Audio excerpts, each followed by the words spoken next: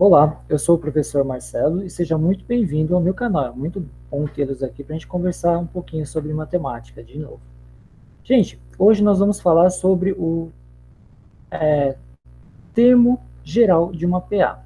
Então, nós temos aí uma PA com o primeiro termo igual a 1 e a razão R. Foi escolhida uma PA genérica, por isso que nós não demos número aqui, ou seja, o que a gente pensar aqui vale para qualquer PA e não para uma PA específica. Outra coisa que eu preciso deixar claro antes da gente começar é algo que eu vou usar aqui, que é a ideia de trocas equivalentes, que é muito simples, tá?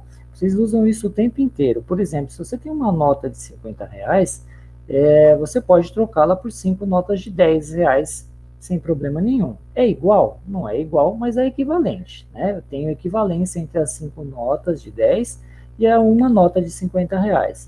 E essa troca a gente faz sempre que é conveniente. E como é que a gente vai saber que é conveniente? Conveniente depende da situação.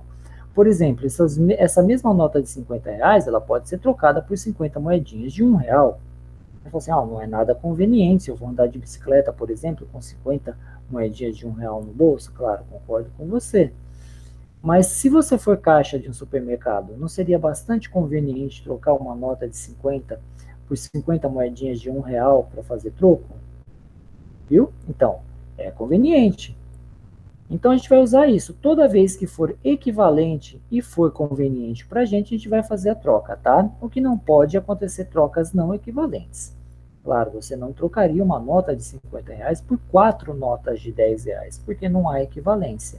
E nem por 6 notas de R$ 10, porque também não é equivalente e nem honesto, né? Então vamos lá, vamos partir do que a gente já conhece sobre PA, que é o seguinte: a partir do A1, para encontrar A2, eu preciso adicionar no A1 a razão R. Para encontrar A3, eu preciso adicionar A2 com a razão R, e assim por diante. Então, isso a gente já sabe e vamos partir desse pressuposto, tá? Então, vamos lá. A1, nós temos a nossa progressão, é o primeiro termo. Para encontrar A2, faremos A1 mais R, como a gente havia dito. Quando a gente for, por exemplo, para A3, faremos A2 mais R. A questão é, A2, está aqui, foi calculado anteriormente.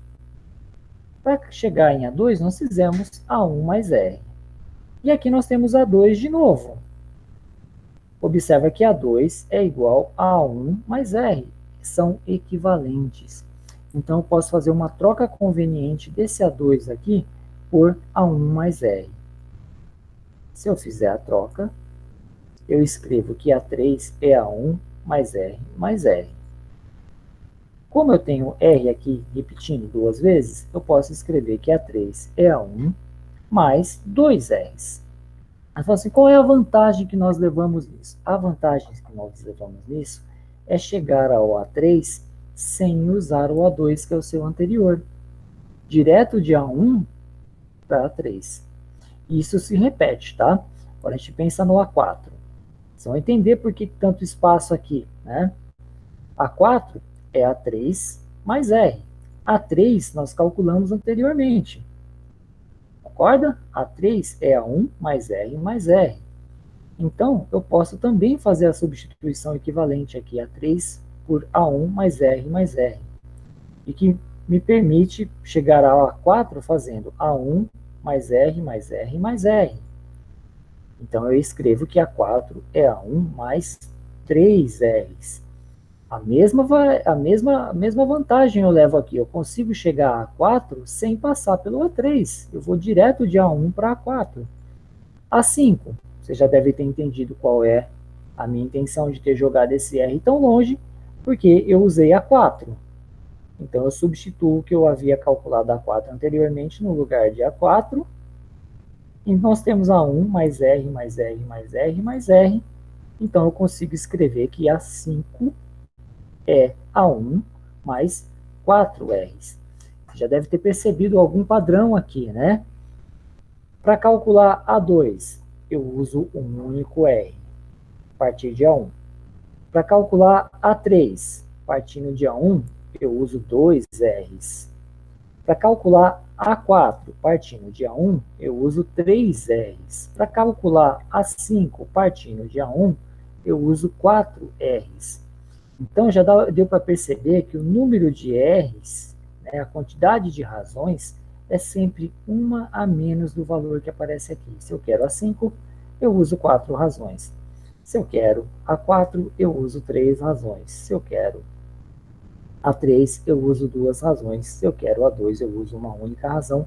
E todos eles eu consigo a partir de A1. Então, você já deve conseguir, por exemplo, pensar no A6. Como é que ficaria A6? A6 fica A1, um número a menos, 5 razões. E se eu der um pulo lá para frente, A102? A102, partindo de A1, eu uso 101 razões, que é um número a menos aqui. Então, eu consigo calcular qualquer termo direto, sem passar pelos anteriores usando isso. Isso também nos permite a calcular o termo geral da PA. Como seria o termo geral? É um termo genérico, né? Ou seja, qualquer termo. Seja ele a n, ou seja, qualquer termo vai sempre partir de A1 mais o quê? Um número a menos que aparece no n. Como é que eu faço um número a menos? Se aqui é n, basta fazer n menos 1, por exemplo. Se aqui fosse 300, 300 menos 1, 299. Então, aqui representa um número a menos do que aparece aqui, vezes a razão. Essa aqui é a forma geral de uma PA. Com ela, eu consigo calcular qualquer termo sem passar pelos anteriores. Ou eu fico com aquele raciocínio do slide anterior, né? Que eu vou voltar aqui para a gente ver. Eu posso pensar sempre assim, eu quero o A327. A327, eu parto do A1 mais 326 razões. Tudo bem? É só isso.